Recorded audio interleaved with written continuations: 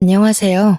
저는 아주 기가 막힌 일을 겪고 난 뒤 한동안 사람 만나는 것이 무서워 집 밖으로도 나가지 못했던 40대 여성입니다. 자세하게 이야기를 하면 제 주위 사람들이 알아볼까 무섭지만 도무지 상식적으로 이해가 가지 않고 너무나도 놀라운 일이라 어딘가에라도 털어놓고 싶어 이렇게 사연을 올립니다. 제가 들려드릴 이야기는 몇 년 전 저에게 있었던 일이고 상상도 못할 이야기니 같이 공감해 주시면서 들어주시면 고마울 것 같습니다. 저는 평범한 가정에서 자라 평범하게 대학을 졸업하고 취직까지 무난하게 하여 남들과 다를 바 없는 평범한 하루를 살고 있었습니다. 30대가 넘어서자 저희 부모님은 제가 결혼을 하지 않는 것에 대해 걱정을 하기 시작하셨고 30대 중반부터는 매일 주말마다 선을 보러 다녔죠. 저희 남편은 선자리에서 만났고요. 처음 봤을 때는 선한 인상에 말투도 그렇고 행동도 하나하나 저를 배려해주는 모습이 의도하지 않아도 자연스럽게 나타나 이 사람이면 결혼해도 좋겠다 싶었습니다. 단 한 가지 마음에 걸리는 것은 홀어머니를 모시고 산다는 것이었죠.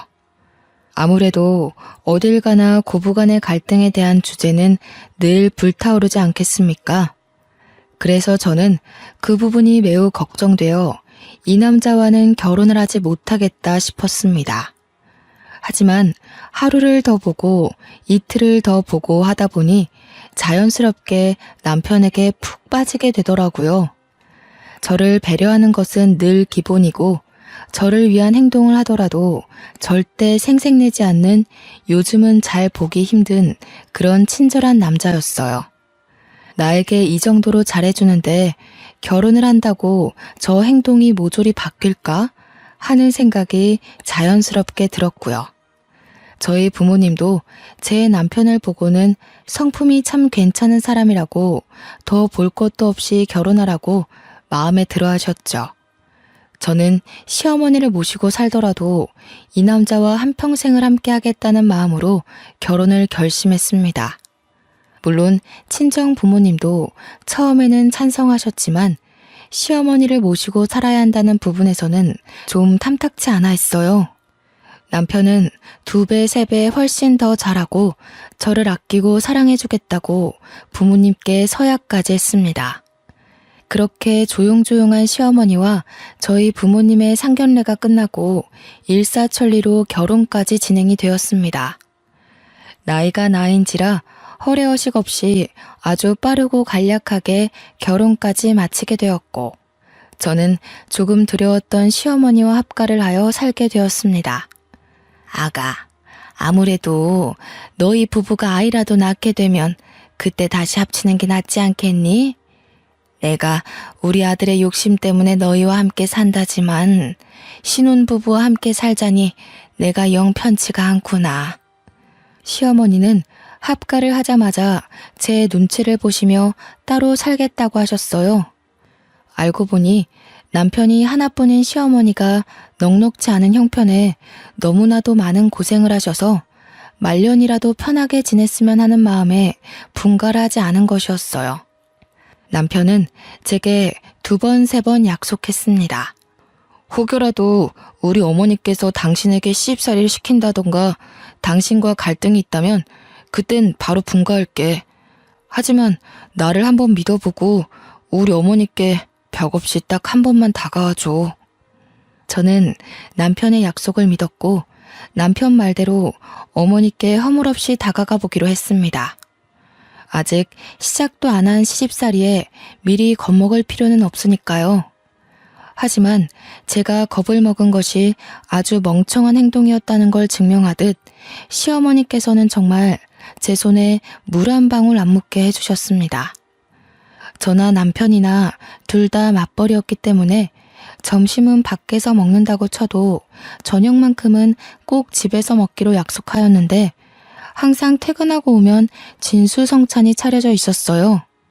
매번 이렇게 차리시는 게 힘들겠다 싶을 정도로 어머님의 손맛이 담긴 정성스러운 반찬이 어찌나 감동적이던지 식사가 끝나고 제가 뒷정리라도 할라치면 시어머니께서는 제게 버럭하셨어요.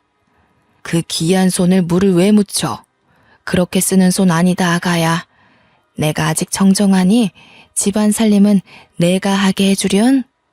그래도요, 어머님, 설거지 정도는 제가 할 수 있는걸요. 바깥일 하고 와서 무슨 설거지를 한다고 그래.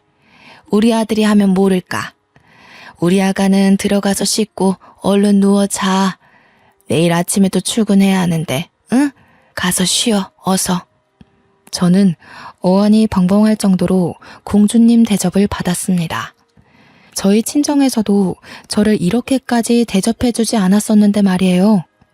남편은 저에게 오히려 어머님과 같이 사는 게 불편할 수 있는데 내색 한 번 안 해주고 고맙다면서 저를 더 아끼고 사랑해 주었습니다. 저는 이 모자의 사랑과 친절, 그리고 배려까지 한 몸에 받으면서 몸둘 바를 모를 정도로 행복한 하루하루를 보내고 있었어요. 저희 친정에서도 시댁 잘 만났다며 저희 집으로 시어머니 몸보신하시라고 각종 좋은 재료들을 보내주시고 시어머니는 그 재료들로 제게 사내 진미를 맛보게 해주시고요. 남편이 시어머니께 용돈이라도 드리면 그 돈을 차곡차곡 모아서 저 맛있는 거 사주신다고 밖에 나가 한아름 장도 보시고 저에게 잘 어울릴 것 같다면서 쑥스럽게 스카프를 내미시기도 하시고요. 정말 고부간의 갈등을 걱정했던 제가 죄송스러울 정도로 저를 아껴주셨습니다. 빨래며 청소며 주말에 쉬는 날 하려고 하면 이미 다 깨끗하게 정리되어 있어 건드릴 필요가 전혀 없었고요. 오히려 제가 뭔가를 자꾸 손대려고 하니까 시어머니께서 평일에 모든 정리를 다 해놓으시고는 주말에는 같이 놀러 가자고 하시더라고요. 저희 부부 아니면 어머니 혼자 어디 가기가 불편하시니까 오히려 그게 낫겠다 싶어서 효도하는 마음으로 매주 주말 어머님과 함께 데이트를 했습니다. 오히려 남편과 둘이 나갈 때보다 더 즐겁고 행복한 시간이지 않았나 싶어요. 어머님과 함께 그때 더 많은 추억을 남겨놓을 걸 하는 생각이 들기도 하고요. 그래도 같이 스티커 사진을 찍어보기도 하고 공방 같은 데서 비누도 만들고 어머님과 뜨개질도 하고 정말 많은 것들을 했어요. 처음 스티커 사진을 찍을 땐 찰칵하는 소리에 놀라 소리를 지르기도 했었고요. 사진의 얼굴이 죄다 잘려서 나와 여러 번 찍기도 했죠. 공항에서 만든 비누는 아까워서 사용도 못하고 아직까지 제 서랍에 보관 중이랍니다. 어머님과 뜨개질로 만든 조끼, 목도리, 가방, 셀 수 없이 많았죠. 정말 큰 사진관에서 우리 셋이 함께 찍은 사진은 큰 액자로 뽑아서 거실에 걸어두었고 어느 날은 손과 발을 본떠 금속 액자를 만들어주는 체험도 했습니다. 어머님은 늘 즐거워하셨고 그런 어머님을 보면서 저는 마음이 뭉클해지기도 하고 더 잘해야겠다는 마음이 들기도 했어요. 주위에서는 주말마다 시어머니 모시고 나가는 게 힘들지 않느냐고 물어보기도 했는데 저는 너무 즐거워서 금요일만 되면 주말에 뭘 할까 검색하느라 정신이 없었습니다. 손도장, 발도장, 액자를 만들고 온 날 어머님께서 또 용돈으로 드린 돈으로 제게 작은 귀걸이를 선물해 주셨어요. 어머님, 자꾸 제 선물 사지 마시고 우리 어머님 거 사셔요. 맛난 거 드시고 싶으시면 말도 해주시고 가지고 싶은 거 저도 선물해 드리고 싶어요. 아가가 이렇게 나 데리고 놀러 다니는 것만으로도 충분한데 용돈 줘봐야 생활비 쓰는 건 너네 카드로 사용하고 내가 보험료 내는 거 말고 어디 돈 쓸 데가 있겠니? 어머님께 용돈을 드리면 일부는 꼬깃꼬깃 어딘가에 모아두셨다가 남편도 아닌 저를 위한 선물을 사주시곤 했는데 용돈의 대부분은 보험료 지불로 사용하고 계셨어요. 처음에는 무슨 보험이 13개나 있어서 너무 놀라 보험 사기라도 당한 건 아닌지 걱정을 하기도 했습니다. 알고 보니 어머님께서 보장 내역을 하나하나 살펴보시고 가입하신 거였어요. 내가 늘 입버릇처럼 말하지만 내가 죽으면 건물이라도 하나 상속해줘야 우리 자식들이 편한데 내가 가진 게 없어서 나 혼자의 몸으로 아들 하나 키워보니 돈이 얼마나 중요한지 뼛속까지 새겨지더라 아가야. 내가 죽어서 큰 돈이라도 남겨줘야 속이 시원하니 절대 내 보험만큼은 해지 말고 냅두거라. 시어머니의 마음이 너무나도 짠해 저는 절대 보험만큼은 건드리지 않기로 했죠. 그래도 남편과 결혼하고 나서 맞벌이로 차곡차곡 내 집 마련을 위한 저축도 하고 비상금도 모으고 어머님께 용돈을 드리는 부분이 전혀 부담되지 않은 선이었기에 괜찮았습니다. 직장 생활이라는 게 늘 고정급이 들어오니 어찌 보면 사업보다 훨씬 낫지 않겠어요? 안정적인 수업이 있다는 게 우리 가정에겐 참 행복이었습니다. 제가 딱 2개 저희 시어머니와 살면서 불편했던 게 있다면 첫째는 알레르기 때문에 회를 전혀 드시지 못한다는 것.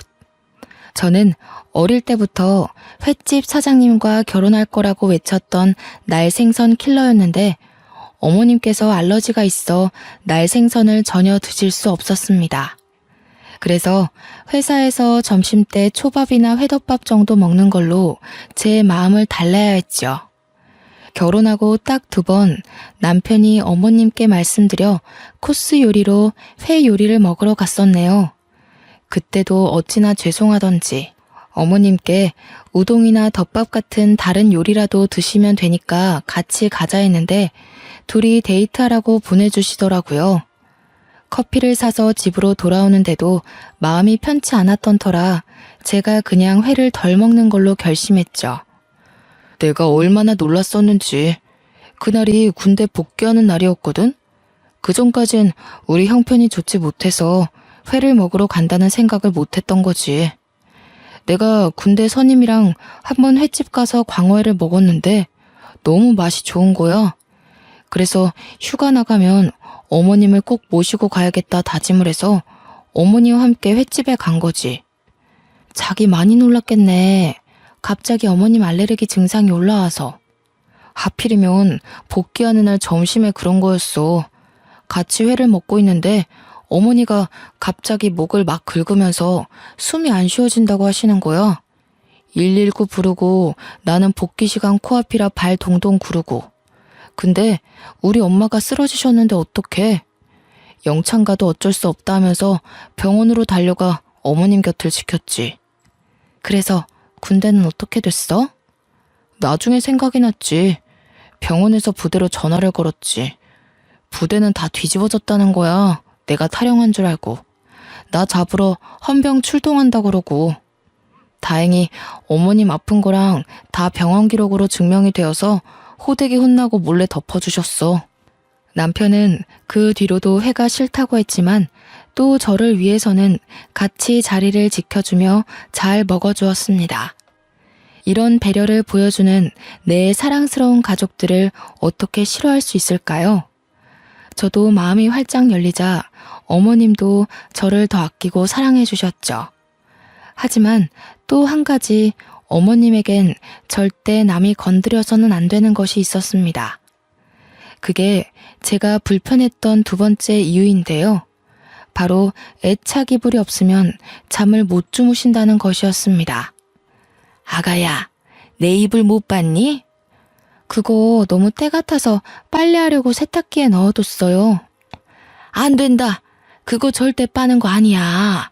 아가, 제발 내가 부탁했잖니. 다른 건 몰라도 내 이불만큼은 절대 건드리면 안 된다고 내가 그렇게 말을 했는데.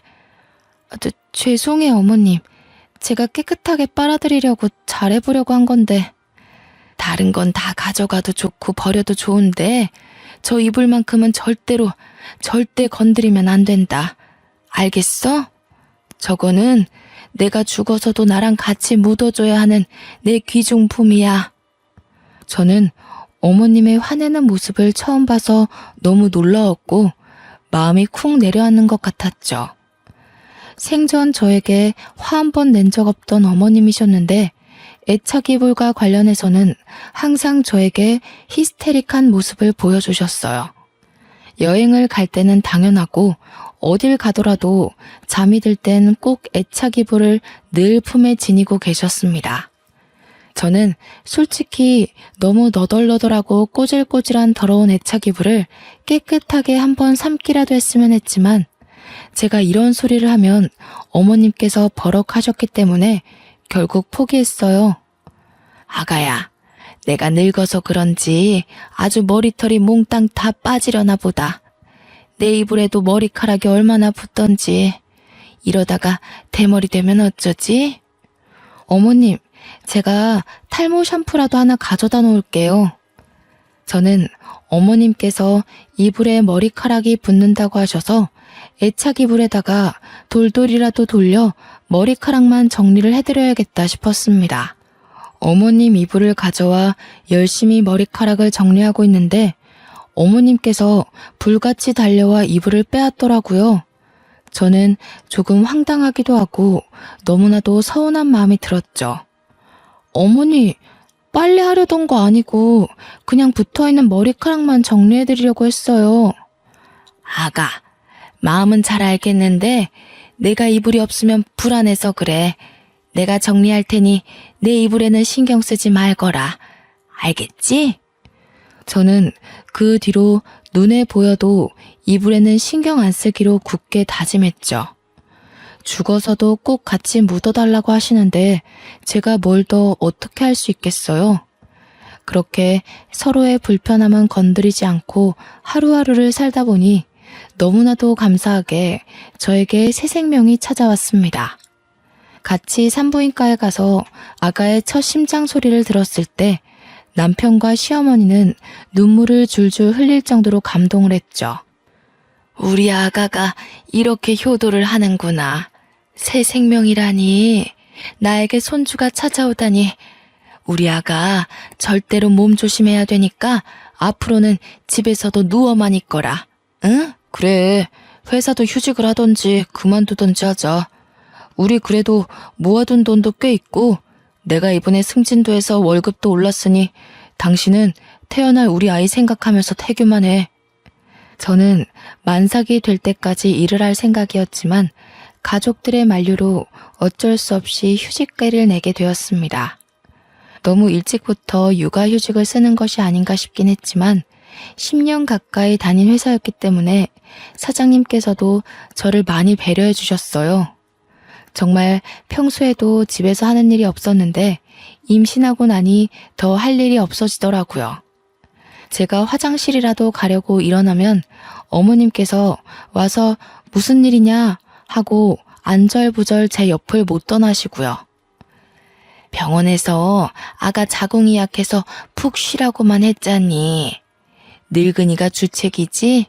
화장실 한번 갈 때마다 불안해서. 아니에요, 어머님. 이렇게 신경 써주시니 제가 건강하게 잘 버티는 거 아니겠어요? 그래도 가끔 동네 산책 30분 정도는 좋다고 하던데 저랑 산책이라도 가실까요? 내내 집에만 있어서 몸이 찌뿌둥했는데 잘 됐다며 어머님과 저는 매일같이 하루에 30분, 많게는 1시간이 넘도록 공원 산책을 즐기게 되었습니다. 어머님이 살아온 인생에 대해서도 듣고 같이 울다 웃으며 서로 더욱 더 돈독해졌어요. 그날 저녁 남편이 급하게 다른 지역 출장을 간다고 떠나게 되었습니다. 회사에서 승진을 하고 연봉이 훌쩍 오른 대신 출장이 점점 잦아지고 퇴근도 늦어지고 했어요. 저는 갑자기 떠나야 한다고 해서 짐가방을 싸주고는 남편을 배웅했죠.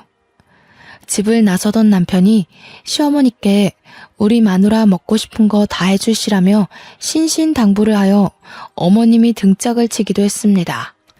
불편한 법도 한데 참 가족이 울타리 안에서 끈끈해짐을 느끼게 되더라고요. 그러다 문득 밤에 여는 포장마차에서 파는 순대볶음이 너무나도 먹고 싶은 거예요. 여기가 주거도시이긴 하나 지방에 있는 작은 소도시로 큰 병원도 없고 음식점도 많지 않고 인프라가 잘 되어 있는 그런 동네는 아니었어요. 야식 배달도 안 되는 동네 밖을 조금만 나가면 있는 포장마차에서 파는 순대볶음이 정말 매콤하고 맛있었거든요. 하지만 밤 시간이 너무 늦었고 남편도 없어서 먹고 싶은 마음을 꾹 참았죠. 차를 타고 가면 5분 거리인데 걸어가려고 하면 구불구불 비포장도로 같이 횡단보도도 길을 건너야 해서 밤에는 위험했습니다. 근데 때마침 어머님과 TV 채널을 돌리는데 딱 순대볶음이 나오는 거예요. 너무 먹고 싶은 마음에 맛있겠다 하고 말로 뱉어버리고 말았죠. 아가, 순대볶음이 먹고 싶니? 저 앞 사거리 지나서 포장마차촌에 팔지 않을까? 내가 다녀오마. 어머님, 밤길이라 너무 위험해요.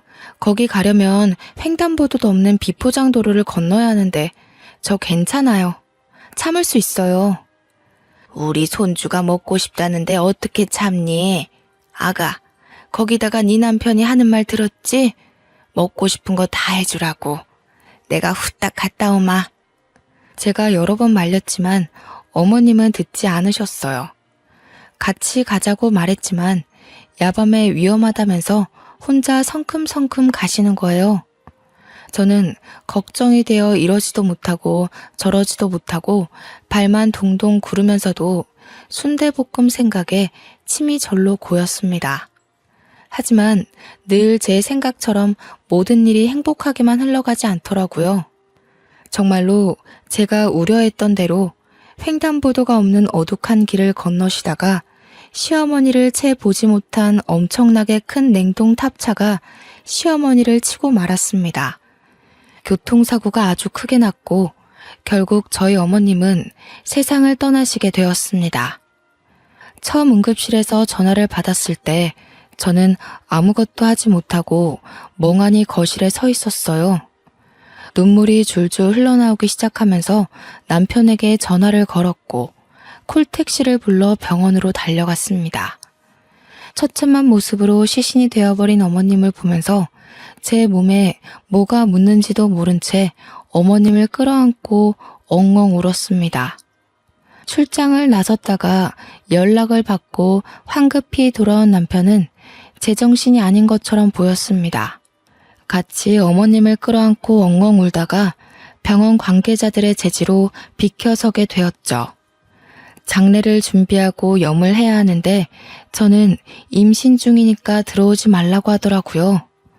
아무래도 시골 병원이다 보니 미신 같은 것도 다들 믿으시고 저는 그렇게 어머님 하시는 장면도 보지 못한 채 상복을 입고 장례를 치렀습니다.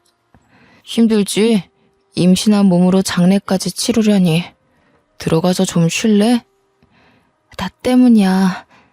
내가 순대볶음만 먹고 싶다고 안 했어도 나 때문에 돌아가신 건데 내가 어떻게 편히 쉴 수 있겠어. 아니야. 내가 당신 꼭 먹고 싶은 거 다 해주라고 해서 이렇게 된 거야. 순대볶음 먹고 싶은 걸 어떻게 참어. 임신까지 했는데. 우리 어머님 손주 생겼다고 너무너무 잘해줄 거라고 나한테 몇 번이나 고맙다고 했는데 이렇게 가시면 내가 어떻게 보내드려. 저는 몇 날 며칠을 울면서 어머님 생각만 하며 보냈습니다. 저에게 순대볶음이 식지 않을 때까지 돌아오겠다며 웃으며 떠나신 모습이 마지막이라는 사실이 정말 믿기지 않았고요. 결국 자책과 눈물을 반복하다 유산기가 보여 병원에 입원까지 하게 되었습니다. 무너져버린 남편은 제게 울면서 말했어요. 당신까지, 우리 아이까지 잘못되면 나 너무 힘들 것 같아. 제발 편하게 마음 먹고 쉬어. 어? 저는 남편 말대로 병원에서 휴식을 취하기로 했습니다. 영양제다 뭐다 주렁주렁 매달아 놓은 주사들과 함께 병원 이곳저곳을 둘러보는데 참 이런 곳에서 어머님의 장례를 치렀다는 게 죄송스럽더라고요. 마지막 가시는 길 정말 좋은 병원에서 장례라도 치렀어야 했는데 하는 마음이 들더라고요. 남편도 마음이 많이 힘들 텐데 오히려 저를 위로해주고 저희는 서로를 의지하며 그렇게 버텨냈고 저는 일주일 만에 퇴원을 하게 되었습니다. 집에 돌아와 어머님의 유품을 정리하는데 도무지 이불 만큼은 버릴 수가 없겠더라고요.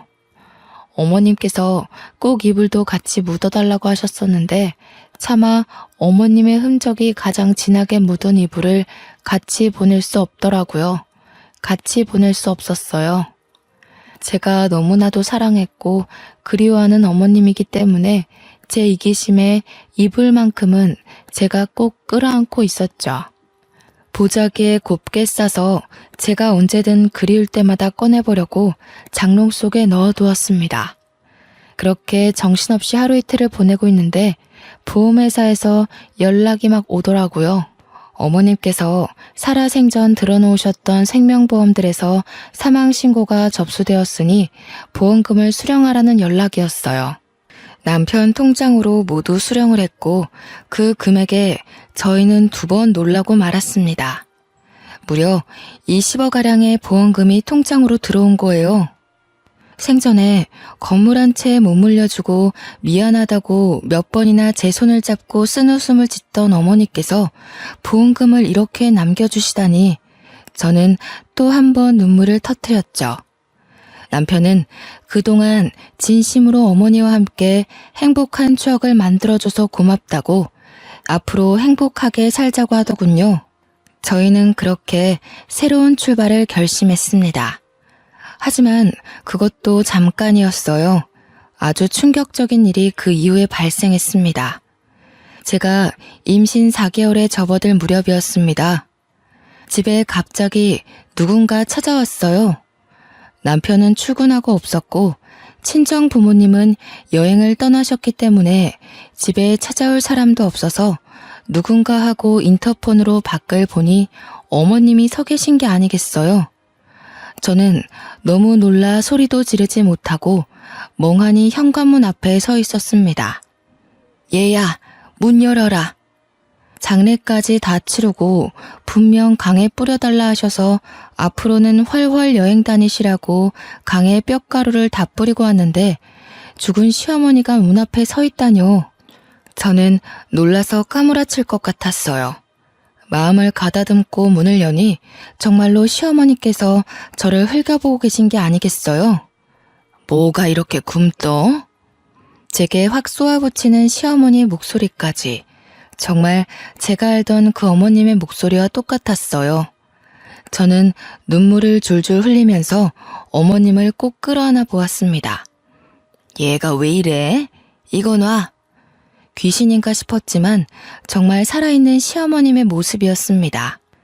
행색이 조금 꼬질꼬질하긴 했지만 어디서 어떻게 돌아오신 건지 분명 사고당하여 병원에 사망 선고를 받았을 때도 제가 옆에 있었는데 말이죠. 아니 어머니, 이게 어떻게 된 일이에요? 분명 제가 장례까지 다 치렀는데. 얘가 내가 살아 돌아왔으면 감사합니다. 앞으로 잘하겠습니다 해야지 어디 말을 붙여? 그럼 내가 뭐 무덤에서 살아 돌아왔을까봐? 사고당해서 죽은 게 내가 확실해? 나 이렇게 살아있잖아. 시어머니께서 제게 호통을 치며 죽은 게 내가 맞냐고 하니 갑자기 혼란스러웠어요. 분명 제가 시체로 시어머니를 뵙긴 했지만 시신이 차에 심하게 깔려 훼손된 상태였고 저도 시어머니의 말을 들으니 제가 본 게 진짜가 맞는지 의심이 들었고요. 저는 남편에게 전화를 걸어 이 사실을 모두 말했고 남편은 헐레벌떡 집으로 돌아왔습니다. 시어머니와 똑같은 얼굴, 똑같은 목소리를 듣고 남편도 오열을 했고 저희는 시어머니의 말대로 시신을 착각해서 시어머니인 줄 알고 장례를 치렀다고 생각했어요. 어머니, 그동안 어디 계셨길래 3주가 넘도록 행방이 묘연하셨던 거예요? 내가 글쎄 말하자면 긴데 아무튼 사고를 좀 당해서 기억이 안 난다. 이제서야 겨우 기억이 나서 더듬더듬 집으로 찾아왔더니 내가 죽었다지 뭐냐? 배고픈데 뭐 좀 먹을 거 없니? 뭐라도 시켜 먹든 아니면 밥 좀 해와라. 며느리가 돼가지고 빠릿하게 움직이지 않고 못 배워먹은 것처럼 멍하니 그러고 있니? 제게 단 한 번도 싫은 소리를 한 적 없던 어머니께서 그런 말을 하시니 조금 놀라웠지만 사고를 당해 기억을 단편적으로 잃으셨다고 하시니 저도 별 의심 없이 밥을 차렸습니다. 생전에 어머님께서 좋아하시던 나물 반찬을 잔뜩 사와서 밥상을 차리니 젓가락을 탁 놓으시더라고요. 내가 배가 고파서 반찬 사오는 시간까지 기다렸는데 고작 나를 대접하는 게 나물 반찬이야? 어디 회라도 떠오는 줄 알고 기다렸더니 안 먹어. 저는 회를 찾는 시어머니에게 의문이 들었지만 3주 만에 다시 찾아오신 건데 고기라도 내어드렸어야 했다고 생각하면서 죄송하다고 했죠. 그 뒤로 저는 임신해서 점점 배가 불러오는 몸으로 어머님을 극진히 대접했습니다. 저에게 단 한 번도 시킨 적 없었던 속옷 빨래도 직접 하고 어머님 잠자리에 드실 자릿기까지 손수 준비했죠. 어머님은 당연하다는 듯 저의 대접을 받으셨지만 제가 임신 7개월쯤 되었을 때 저는 점점 의심이 들었습니다. 여보, 아무리 생각해도 이상해. 당신은 이상한 부분이 없어? 나도 조금 의심이 들던 참이야. 지난번에 횟감 떠왔더니 아무렇지 않게 드시는 거 봤지? 우리 어머니 알러지 때문에 생선 회를 드시지 못한 분이셨어. 그것뿐만이 아니야. 내가 내 입으로 말하기 부끄럽지만 같이 살면서 단 한 번도 내게 일을 시키신 적 없던 어머니셨어. 근데 지금은 물까지 내가 떠다 드려야 돼. 임신한 몸이라고 움직이는 것도 조심해야 된다고 하셨던 분이 잡일까지 다 나를 시키시고 거기다가 늘 그랬듯 산책을 가자고 하니 놓친 내 무릎 생각은 안 하냐고 내게 소리까지 지르셨어. 혹시 어머니께서 이불은 안 찾으셨어? 그게 제일 수상해. 이불만큼은 내게 건드리지도 못하게 하고 그거 없으면 잠도 못 주무셨잖아. 근데 이불 이야기를 단 한 번도 꺼내지 않으셨어. 나도 일부러 이불 이야기를 안 했고 아무리 생각해도 모습은 우리 어머니가 맞는데 우리 어머니가 아닌 것 같아. 사고를 당했다고 하시는데 아무리 봐도 그런 후유증이나 흔적도 없고 사고를 당했다고 체질이 바뀌는 건 아니잖아. 저희는 의심이 확신이 되었고 어떻게 하면 돌아온 시어머니가 우리 시어머니가 아니라는 걸 밝힐 수 있는지 고민을 했어요. 아니라고 하기엔 너무나도 똑같은 얼굴, 똑같은 목소리. 저희는 정말 정신이 파괴되는 것 같았죠. 그러다 문득 DNA 검사가 떠올랐어요. 저는 보자기에 꽁꽁 싸맨 어머님의 애착 이불을 꺼냈고 애착 이불에서 어머님의 머리카락을 발견할 수 있었습니다. 남편과 저는 이불에서 찾은 머리카락과 돌아온 어머님의 칫솔이며 떨어진 머리카락 등을 주어 유전자 검사 기관에 의뢰를 했습니다. 일주일 정도 걸린다는 말에 어찌나 피가 마르던지 정말 상상도 못할 긴장감에 손발이 차게 식는 기분이었습니다. 일주일 뒤 기관에서 연락이 왔고 저와 남편은 한달음에 달려갔어요. 그곳에서 정말 충격적인 결과를 받았습니다. 99.9% 일치한다는 결과였어요. 유전자가 일치한다니 그 말은 즉슨 저희 시어머니가 맞다는 이야기가 아니겠어요? 저와 남편은 정말 이 사태를 어떻게 받아들여야 할지 정신이 나가버렸습니다. 하지만 유전자까지 일치하는 마당에 가짜라고 의심할 수도 없는 상황이었습니다. 저는 점점 불러오는 배를 움켜쥐고 어머니의 수발을 더욱 열심히 들었습니다. 빨래할 때 내 거는 과일향 말고 시원한 냄새가 나는 세제를 쓰라고 했잖아. 그거 하나 못하니?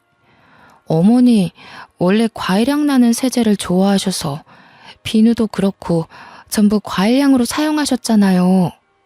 그건 그때고 지금은 지금이지. 그리고 반찬이 왜 이렇게 부실해? 매일 밥상에 고기는 꼭 올라가야 하는 건 몰라? 우리 아들 이렇게 고기도 못 먹고 지내는 거니? 너네 돈이 없어? 어머니 원래 나물 반찬만 드셨잖아요. 그리고 그이도 저녁에 고기 먹으면 속이 부대낀다고 잘 안 먹고요. 따박따박 말 대답하는 것 좀 봐. 너네 친정에서 그렇게 가르치디? 항상 우리 친정 부모님께 감사하다고 인사하시던 시어머니의 모습은 온데간데 없고 친정을 운운하며 저를 혼내는 어머니를 보면서 너무나도 서글펐어요. 도무지 어떤 사고가 났길래 사람이 저렇게까지 변할 수 있나 무섭기까지 했죠. 어머니, 도대체 그날 순대볶음 사러 간 날 어떤 사고를 당하셨길래 이렇게까지 성격이 바뀌신 거예요? 뭐야, 지금 내 성격이 더럽다는 거야? 너 지금 나한테 욕하는 거니? 어? 저는 점점 마음의 문을 닫고 어머님과 대화하는 시간을 줄였습니다. 이게 바로 처음에 고민했던 고부간의 갈등인가 싶기도 했고요. 그러던 어느 날 남편과 어머님과 저 셋이 근교에 밥이라도 함께 하러 나갔는데 정말 또 한 번 의심하게 되는 발언을 어머님께서 하셨어요. 내가 사망 선고 받으면서 받은 사망보험금이 꽤 되는 걸로 알고 있다. 내가 알아보니 대충 봐도 20억은 되는 것 같던데. 나도 노후를 좀 즐기면서 살아야지 않겠니? 언제까지 이딴 시골에서 심심하게 살 수도 없고. 보험회사에 전화해보니까 이미 지급도 다 됐다고 하던데. 그거 내 몫이기도 하니까 반은 너네 줄 테니까 반은 나한테 주렴. 상식적으로 본인의 사망보험금이 얼마 나오는지 알아볼 필요가 있을까요? 어차피 죽어야지만 받는 돈인데 그걸 계산하고 있다는 게 도무지 이해가 가지 않고 납득이 되지 않았습니다. 남편과 저는 이건 아니다 싶었고 어떻게든 결정적인 증거를 찾아야겠다고 생각했습니다. 아무리 생각해도 성품이 곱고 천성이 아름다웠던 저희가 알던 시어머니가 아니었거든요. 그러다 문득 생각이 났습니다. 예전에 매주 주말마다 놀러 다니면서 공방에서 만들었던 손도장 액자가 말이죠. 손도장 액자가 정교한 금속으로 본떠 만든 거라 지문이 그대로 찍혀 있었어요. 저는 정리해둔 상자에서 어머님과 함께 만들었던 손도장 액자를 찾았고 죽이 되든 밥이 되든 어떻게든 해결을 하자고 결심했습니다. 남편과 상의 끝에 경찰을 부르기로 했습니다. 만약 지문까지 일치해서 우리 시어머니가 맞다면 정말 보험금의 반을 드리고 이제 분가하겠다고 우리의 삶을 찾자고 할 생각이었습니다. 지문이 일치하지 않아 남인 것이 밝혀지면 사기죄로 고소를 하자고 생각했고요. 결국 경찰을 집으로 부르고 그동안 있었던 모든 일을 경찰에게 말했습니다. 어머님께서 분명 사고를 당하셨고 저희가 영안실에서 시신 확인까지 마친 뒤 장례를 치렀습니다. 시신은 화장해서 강에 뿌린 탓에 유골로는 DNA 검사를 할 수 없어서 생전 어머님께서 남겨두신 물품에서 채취해 DNA 검사를 했고 요망한 기집애, 나 몰래 DNA 검사까지 했어? 어쩐지 욕실에 칫솔이 없더라니. 그래서 뭐라 그러디? 일치한다고 했겠지. 네, 맞아요. 일치한다고 떴어요. 하지만 저희가 알던 어머님의 모습과 너무 달라 어쩔 수 없이 경찰에 신고를 하게 되었습니다. 아니, 유전자까지 일치하는 마당에 내가 너희의 가족이라는 걸 이렇게까지 부정해야겠니? 키워봐야 소용도 없다더니 은혜도 모르는 것들. 어떻게 이 늙은 노모에게 이런 짓까지 하는지. 지금 말씀하시는 걸로만 추론하자면 이분이 결국 본인들 시어머니가 맞다는 이야기 아닙니까? 그래서 지문 검사를 해보려고요. 지문까지 일치하는지 알고 싶어서요. 저는 손도장을 경찰에게 넘겼고 경찰은 이 사건 자체가 아주 의문이 남는 부분이니만큼 지문 검사를 하겠다고 했습니다. 시어머니께서는 조금 당황한 듯 싶었어요. 배은망덕하게 이렇게까지 해야겠어? 앞으로라도 잘 모시고 행복하게 살자 하면 될 것을. 경찰서로 가지 않으려고 버팅기시다가 결국 경찰에게서 협조 요청을 받자 마지못해 경찰서로 가셨고 그곳에서 지문 채취가 이루어졌습니다. 그리고 모든 사건의 전말을 알게 되었습니다. 지금 지문이 일치하지 않는 것으로 판명되고 있습니다. 자세한 건 저분을 더 조사해봐야 할 것 같으니 내일 다시 연락드리겠습니다. 지문이 일치하지 않는다는 이야기였어요. 저희는 망치로 세게 얻어맞은 것 같은 충격을 받았고 일단 집으로 돌아가라는 경찰의 말에 남편과 함께 집으로 돌아왔습니다. 다음날 경찰에게서 모든 조사가 끝났다고 연락이 왔고 저와 남편은 한달음에 경찰서로 갔습니다. 시모의 행세를 하던 시모와 똑 닮은 사람은 유치장에 갇혀 있었고 저희를 노려보면서 고래고래 소리를 지르고 욕을 했습니다. 배은망덕한 것들! 거참 조용히 하시고요. 저희가 조사를 마친 결과 저 유치장에 계신 분은 가족분들의 시어머니가 아니라 돌아가신 분의 쌍둥이 언니로 밝혀졌습니다. 쌍둥이 언니요? 저는 어머니께 단 한 번도 쌍둥이 언니가 있다는 말을 들어본 적이 없습니다. 그도 그럴 것이 쌍둥이라 태어나자마자 언니분은 친척 집으로 입양을 갔던 걸로 기록이 되어 있습니다. 일란성 쌍둥이라 유전자까지 일치했지만 쌍둥이더라도 지문은 다르게 나오거든요. 이후에 저분이 여러 번 사기를 치고 돈을 빌리고 갚지 않고 도망다니는 생활을 해서 호적도 말소가 되어 있는 상태고요. 아마 친척 집으로 입양을 갔기에 가족관계 증명서에도 따로 기록된 부분이 없었을 겁니다. 그럼 저희 시어머니가 아니라 시어머니 언니고 시어머니 행세를 하여 금품을 갈취하려고 했다는 건가요? 네, 맞습니다. 어떻게 보험금을 노리고 들어온 것으로 보여지고요. 이미 전과가 여러 개 있어서 실형을 면하긴 어려울 것 같습니다. 명의도용 부분도 그렇고 금품을 갈취하려고 했던 증거도 발견되었습니다. 결국 시어머니 행세를 하던 시어머니의 쌍둥이 언니는 그렇게 허무하게 구치소에 수감이 되어 재판을 기다리게 되었습니다. 집으로 돌아와 짜릿해오는 배를 붙잡고 저는 어머님의 애착 이불을 끌어안고 엉엉 울었습니다. 돌아가셔서까지 이렇게 고통을 받아야 하나 싶어 너무나도 안쓰럽고 측은했어요. 이불을 감싸 안고 엉엉 우는데 미처 몰랐던 가장자리 한 구석에서 딱딱한 뭔가가 느껴졌습니다. 저는 남편에게 가위를 가져오라 하여 그 모서리 부분을 도려냈습니다. 그곳에는 어머님의 인감도장과 통장, 그리고 꾸깃꾸깃 접혀있는 현금 뭉치들이 나왔어요.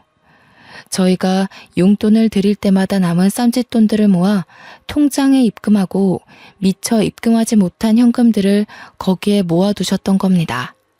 통장에는 우리 며느리 아들 용돈이라고 서투른 한글로 적혀 있었고요. 저희가 드렸던 용돈을 본인을 위해 쓰지 않으시고 이렇게 하나하나 모아두신 것도 너무나도 마음이 아팠어요.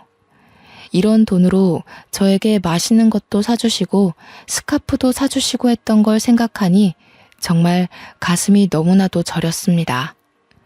보험금까지 큰 돈 남겨주시고 떠난 어머님을 생각하면 아직도 제 마음이 너무나도 아픕니다. 저는 이후 건강하게 아들을 출산했습니다. 회사에는 양해를 구하고 퇴사를 했고요. 지금은 벌써 시간이 꽤 흘러 아이도 유치원에 갈 나이가 되었습니다. 어머님이 살아계셨더라면 정말 저희 아이를 너무나도 예뻐해 주셨을 텐데 하는 마음이 들지만 분명 하늘에서 저희를 지켜주고 계실 거라 믿고 있습니다. 앞으로 이런 일은 2번 다시 겪지 않았으면 하는 마음이 드는 하루입니다. 저는 지금 너무나도 행복하답니다. 여러분들도 행복한 하루 보내세요.